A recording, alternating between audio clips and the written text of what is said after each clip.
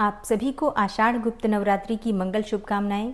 माँ भगवती जगदम्बा सदैव अपनी कृपा आप पर बनाए रखें। आज है 15 जुलाई 2026, दिन है बुधवार और आज आषाढ़ गुप्त नवरात्रि का पहला दिन है। और गुप्त नवरात्रि के पहले दिन 10 महाविद्याओं में से पहली महाविद्या माँ काली की पूजा की जाती है। और इस वीडियो में आप सुनेंगे माँ काली की कथा और पूजा विधि। और नवरात्रि का पहला दिन है तो बहुत सारे भक्त हैं जो कि कलश की स्थापना करते हैं। तो कलश की स्थापना करने का शुभ मुहूर्त है सुबह 5:33 से सुबह 10:09 तक। तो इस समय में कलश की स्थापना करके विधि विधान से माँ की पूजा प्रारंभ कर दीजिए। अच्छा, जो भक्त कलश की स्थापना नहीं करना चाहते हैं तो बिना कलश की स्थापना किए भी आप पूजा आराधना कर सकते हैं। गुप्त नवरात्रि के दौरान 10 महाविद्याओं की साधना की जाती है। पहली महाविद्या है माँ काली, दूसरी महाविद्या माँ तारा देवी, तीसरी महाविद्या है माँ त्रिपुर सुंदरी और चौथी महाविद्या है माँ भुवनेश्वरी। पांचवी महाविद्या माता छिन्नमस्ता, छठी महाविद्या का नाम है माँ त्रिपुर भैरवी, सातवीं महाविद्या माँ धूमावती, आठवीं महाविद्या का नाम है माता बगलामुखी, नौवीं महाविद्या माँ मातंगी और 10वीं महाविद्या है माँ कमला देवी। और गुप्त नवरात्रि में इन 10 महाविद्याओं की साधना करने से मन चाही समस्त कामनाएं पूर्ण हो जाती हैं। गुप्त नवरात्रि की पौराणिक कथा के अनुसार एक समय की बात है, श्रृंगी ऋषि अपने भक्तजनों को दर्शन दे रहे थे। अचानक भीड़ से एक स्त्री निकल कर आई और हाथ जोड़कर श्रृंगी ऋषि से बोली कि मेरे पति दुर्व्यसनों से सदा घिरे रहते हैं, जिस कारण से मैं कोई भी पूजा पाठ नहीं कर पाती, धर्म और भक्ति से जुड़े पवित्र कार्यों का संपादन भी नहीं कर पाती, यहाँ तक कि ऋषियों को उनके हिस्से का अन्न भी समर्पित नहीं कर पाती। मेरा पति मांसाहारी है, जुआरी है, लेकिन मैं माँ दुर्गा की सेवा करना चाहती हूँ। उनकी भक्ति और साधना से अपने और अपने परिवार के जीवन को सफल बनाना चाहती हूँ। ऋषि श्रृंगी महिला के भक्ति भाव से बहुत प्रभावित हुए। ऋषि ने उस स्त्री को आदरपूर्वक बताते हुए कहा कि वासंतिक और शारदीय नवरात्रों से तो आम जनमानस परिचित हैं, लेकिन इसके अतिरिक्त भी 2 नवरात्रि और भी होती है जिन्हें गुप्त नवरात्रि कहा जाता है। उन्होंने कहा कि प्रकट नवरात्रों में 9 देवियों की उपासना होती है और गुप्त नवरात्रों में 10 महाविद्याओं की साधना की जाती है।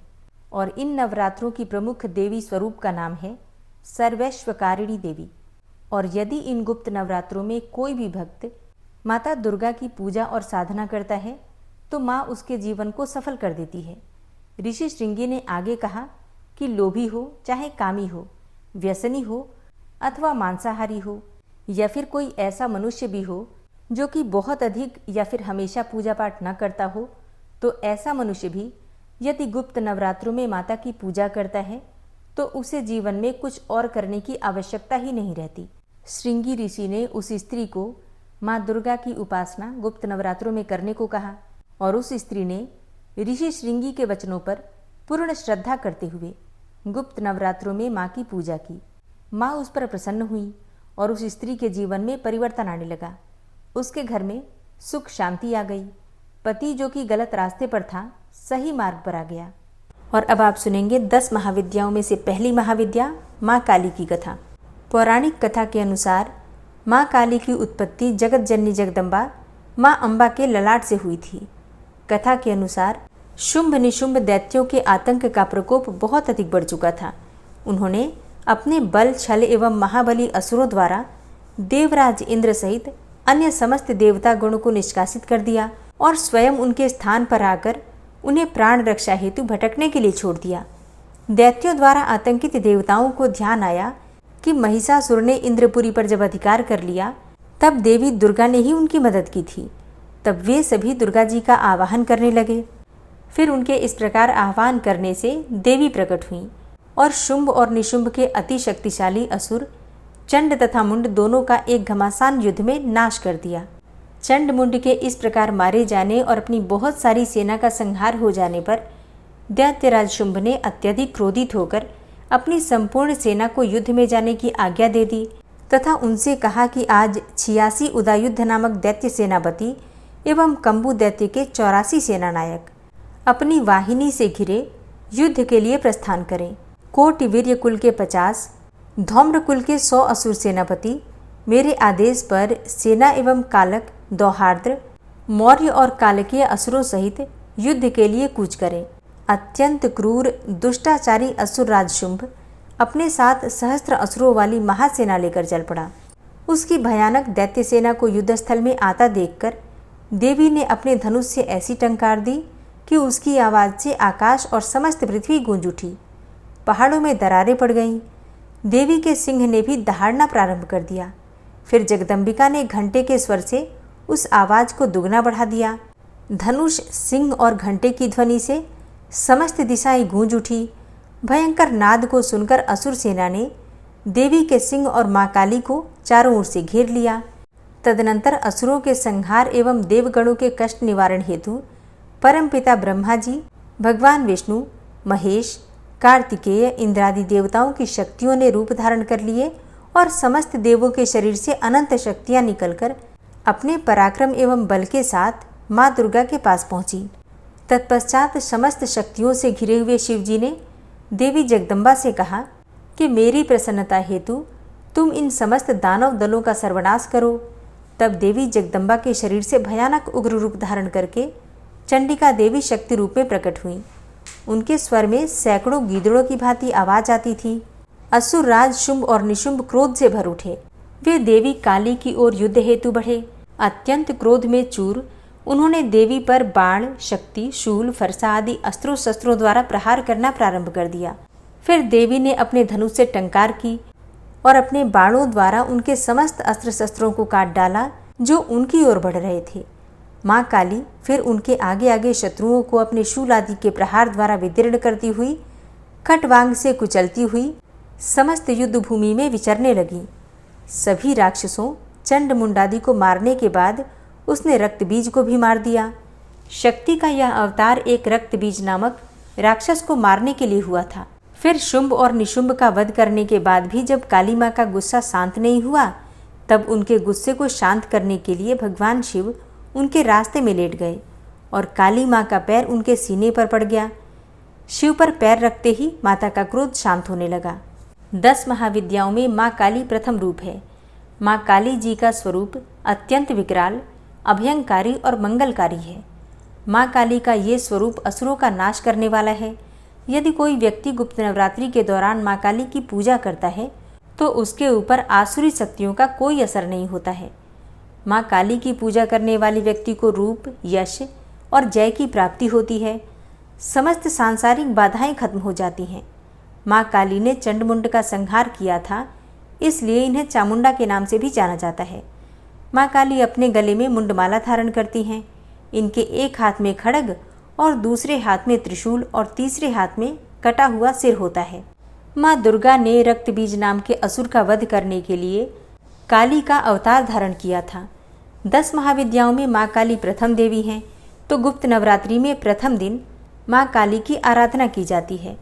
जो लोग तंत्र शक्तियाँ प्राप्त करना चाहते हैं उन्हें गुप्त नवरात्रि के पहले दिन विशेष रूप से माँ काली की पूजा करनी चाहिए। इसके अलावा माँ काली की आराधना करने से सभी प्रकार की तंत्र बाधाओं से छुटकारा मिल जाता है। जो लोग अपने शत्रुओं से बहुत अधिक परेशान रहते हैं उन्हें गुप्त नवरात्रि में माँ काली की आराधना अवश्य करनी चाहिए। ऐसा करने से शत्रुओं से मुक्ति मिल जाती है, शत्रु परास्त हो जाते हैं, शत्रुओं पर विजय प्राप्त हो जाती है। माँ काली की पूजा करने से अकाल मृत्यु का भय भी दूर हो जाता है। गुप्त नवरात्रि में 2 तरीकों से माँ काली की पूजा की जाती है। जो लोग तांत्रिक विद्या हासिल करना चाहते हैं वो लोग इस दिन माँ काली की तंत्र विद्या द्वारा उपासना करते हैं और कुछ लोग गुप्त नवरात्रि के प्रथम दिन सामान्य तरीके से माँ काली की आराधना करते हैं, जिससे कि उनके जीवन में सभी संकट समाप्त हो जाते हैं। तो जो भक्त गृहस्थ आश्रम में हैं उन्हें माँ की सात्विक रूप से पूजा करनी चाहिए, सात्विक विधि से पूजा करनी चाहिए।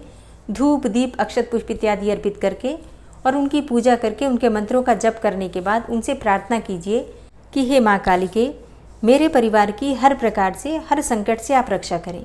शनि की 7.5 से, ढैया से या फिर राहु केतु जनित किसी भी पीड़ा से आप परेशान हैं तो माँ काली की आराधना करने से आपको इन समस्याओं से मुक्ति मिल जाती है। माँ काली की कृपा की प्राप्ति के लिए देवी कवच और अर्गला स्तोत्र का पाठ करना चाहिए। माँ काली के विषय में एक और कथा भी है। पौराणिक कथा के अनुसार एक बार दारुक नाम के राक्षस ने ब्रह्मा जी को प्रसन्न करके उनसे वरदान प्राप्त कर लिया और देवताओं और ब्राह्मणों को प्रताड़ित करना प्रारंभ कर दिया और स्वर्गलोक पर अधिकार कर लिया। जिसके बाद सभी देवता भगवान विष्णु और ब्रह्मा जी के पास गए। ब्रह्मा जी ने सभी देवताओं को बताया कि इस दुष्ट का संहार एक स्त्री ही कर सकती है। जिसके बाद सभी देवता भगवान शिव के पास गए और उन्होंने भगवान शिव को सारी बात बताई। अब इसके बाद भगवान शिव ने माता पार्वती की ओर देखा। माता पार्वती इस पर मुस्कुराईं और अपना एक अंश भगवान शिव में प्रवाहित कर दिया। जिसके बाद भगवान शिव के कंठ से विष के उस अंश ने अपना आकार धारण कर लिया। जिसके बाद भगवान शिव ने अपना तीसरा नेत्र खोल दिया। उनके इस नेत्र से विकराल रूप वाली माँ काली उत्पन्न हुई। माँ काली के ललाट में तीसरा नेत्र और चंद्र रेखा थी। माँ काली के भयंकर और विशाल रूप को देखकर देवता और सिद्ध लोग भागने लगे। फिर माँ काली का दारुक और उसकी सेना के साथ भयंकर युद्ध भी हुआ। माँ काली ने सभी का वध कर दिया, लेकिन माँ काली का क्रोध शांत ही नहीं हुआ और माँ काली के इस क्रोध से संसार भी जलने लगा। जिसके बाद भगवान शिव ने एक बालक का रूप धारण किया और श्मशान में लेटकर रोने लगे। फिर माँ काली उन्हें देखकर मोहित हो गई और इसके बाद माँ काली ने बालक रूपी भगवान शिव को अपने गले से लगाकर अपना दुग्ध पान कराया। इसके बाद उनका क्रोध शांत हो गया। तो इस प्रकार से माँ काली की उत्पत्ति की बहुत सारी कथाएं हैं, लेकिन माँ काली की पूजा की विधि बिल्कुल एक ही है। धूप, दीप, अक्षत, पुष्प, नैवेद्य इत्यादि अर्पित करके श्रद्धा भाव से, समर्पित भाव से अगर हम माँ काली की आराधना करते हैं तो हर संकट से माँ काली हमारी रक्षा करती हैं। और अब आप सुनेंगे माँ शैलपुत्री की कथा। माँ दुर्गा को सर्वप्रथम शैलपुत्री के रूप में पूजा जाता है। हिमालय के यहाँ पुत्री के रूप में जन्म लेने के कारण उनका नामकरण हुआ शैलपुत्री।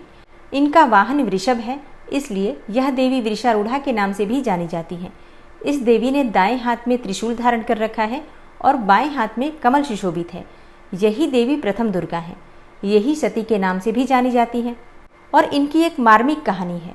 एक बार जब प्रजापति ने यज्ञ किया तो इसमें सारे देवताओं को निमंत्रित किया, भगवान शंकर को नहीं किया। सती यज्ञ में जाने के लिए विकल हो उठी। शंकर जी ने कहा कि सारे देवताओं को निमंत्रित किया गया है, उन्हें नहीं, ऐसे में वहां जाना उचित नहीं है। सती का प्रबल आग्रह देखकर शंकर जी ने उन्हें यज्ञ में जाने की अनुमति दे दी। लेकिन सती जब घर पहुंची तो सिर्फ माँ ने ही उन्हें स्नेह दिया और बहनों की बातों में व्यंग्य और उपहास के भाव थे। यहाँ तक कि भगवान शंकर के प्रति भी तिरस्कार का भाव था। दक्ष ने भी उनके प्रति अपमानजनक वचन कहे। इससे सती को बहुत क्लेश पहुंचा। वे अपने पति का यह अपमान सहन न कर सकी और योगाग्नि द्वारा अपने को जलाकर भस्म कर लिया। इस दारुण दुख से व्यथित होकर शंकर भगवान ने उस यज्ञ का विध्वंस करा दिया। यही सती अगले जन्म में शैलराज हिमालय की पुत्री के रूप में जन्मी और शैलपुत्री कहलाई। पार्वती और हेमवती भी इसी देवी के अन्य नाम हैं। शैलपुत्री का विवाह भी भगवान शंकर से हुआ। शैलपुत्री शिव जी की अर्धांगिनी बनी। इनका महत्व और शक्ति अनंत है। माँ शैलपुत्री का रंग गौर वर्ण का है। माँ शैलपुत्री बैल पर सवार होती हैं और वे एक हाथ में त्रिशूल तो दूसरे हाथ में कमल का पुष्प धारण करती हैं। चंद्रमा उनके मस्तक की शोभा बढ़ाता है। माँ शैलपुत्री का ध्यान करने से पहले अपने हाथ में पुष्प ले लीजिए और फिर माँ का ध्यान कीजिए। माँ का ध्यान मंत्र है वंदे वांछित लाभाय चंद्रार्ध कृतशेखराम वृषारूढ़ाम शूलधराम शैलपुत्रीम यशस्विनी। माँ का बीज मंत्र है ह्रीम शिवाय नमः। ह्रीम शिवाय नमः, ये माँ का बीज मंत्र है। एक और मंत्र नोट कर लीजिए, ओम देवी शैलपुत्र्यै नमः। और अगला मंत्र है या देवी सर्वभूतेषु माँ शैलपुत्री रूपेण संस्थिता नमस्तस्यै नमस्तस्यै नमस्तस्यै नमो नमः।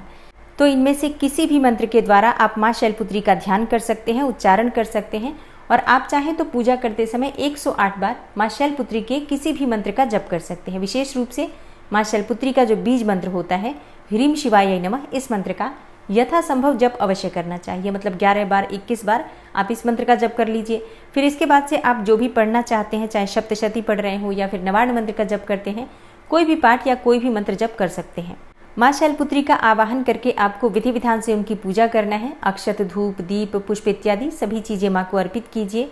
माँ शैलपुत्री को कनेर का पुष्प बहुत प्रिय है। आप चाहें तो सफेद रंग के पुष्प भी माँ को अर्पित कर सकते हैं या फिर लाल और पीले पुष्प भी माँ को बहुत प्रिय हैं। और माँ शैलपुत्री का प्रिय भोग है गाय का घी। तो पहले दिन माँ शैलपुत्री को गाय के घी से आप अभिषेक भी कर सकते हैं। मतलब जब आप माँ दुर्गा का अभिषेक करते हैं तो विशेष रूप से गाय का घी अवश्य अर्पित करें। नवरात्रि के पहले दिन माँ दुर्गा के प्रथम स्वरूप माँ शैलपुत्री को दूध या फिर दूध से बनी हुई वस्तुओं का, दूध से बनी हुई मिठाइयों का भोग अवश्य अर्पित करना चाहिए। इसके अलावा माँ को फलों का भोग अर्पित करें।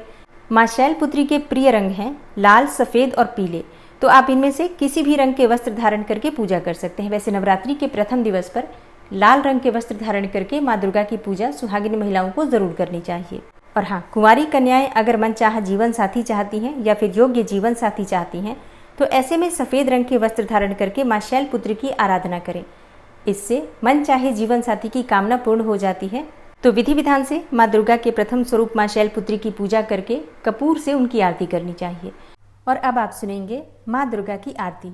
भोर भई दिन चढ़ गया मेरी अम्बे, हो रही जय जयकार मंदिर विच आरती जय माँ, हे दरबारा वाली आरती जय माँ, ओ पहाड़ा वाली आरती जय माँ। काहे दी मैया तेरी आरती बनावा, काहे दी मैया तेरी आरती बनावा, काहे दी पावा विच बाती मंदिर विच आरती जय माँ, सुहे चोलिया वाली आरती जय माँ, हे पहाड़ा वाली आरती जय माँ। सर्व सोने दी तेरी आरती बनावा, सर्व सोने दी तेरी आरती बनावा, अगर कपूर पावा बाती मंदिर विच आरती जय माँ, हे माँ पिंडे रानी आरती जय माँ, हे पहाड़ा वाली आरती जय माँ। भोर भई दिन चढ़ गया मेरी अम्बे, हो रही जय जयकार मंदिर विच आरती जय माँ, हे दरबारा वाली आरती जय माँ, हे पहाड़ा वाली आरती जय माँ। कौन सुहागन दीवा बालिया मेरी मैया, कौन सुहागन दीवा बालिया मेरी मैया, कौन जागेगा सारी रात मंदिर विच आरती जय माँ, सचिया जोता वाली आरती जय माँ, हे पहाड़ा वाली आरती जय माँ। सर्व सुहागन दीवा बालिया मेरी अम्बे, सर्व सुहागन दीवा बालिया मेरी अम्बे, जोते जागेगी सारी रात मंदिर विच आरती जय माँ, हे माँ त्रिकुटा रानी आरती जय माँ, हे पहाड़ा वाली आरती जय माँ। भोर भई दिन चढ़ गया मेरी अम्बे, भोर भई दिन चढ़ गया मेरी अम्बे, हो रही जय जयकार मंदिर विच आरती जय माँ, हे दरबारा वाली आरती जय माँ, हे पहाड़ा वाली आरती जय माँ।